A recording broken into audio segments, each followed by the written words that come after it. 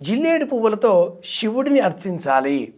అలాగే జిల్లేడు ఆకులతో సైతం పత్రములతో సైతం శివుడిని ఆరాధిస్తూ ఉంటారు.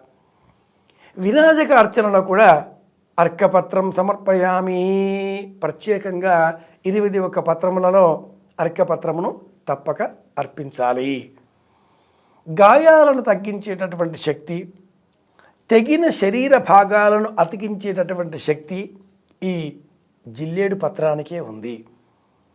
వినాయకుడి శిరస్సు తొలగిపోయి ఏనుగు శిరస్సు రావడంతో సుందరుడైన ఆ వినాయకుడు గజాననుడు అయ్యాడు.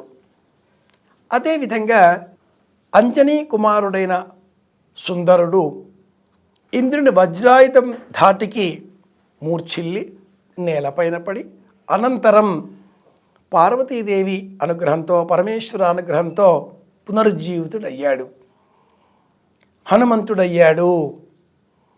హనుమంతుడు కూడా ఈశ్వరాంశ సంభూతుడే. హనుమంతుడి సహస్రనామావళిలో అష్టోత్తరంలో సైతం ఒక నామం రుద్రవీర్య సంభవాయై నమః.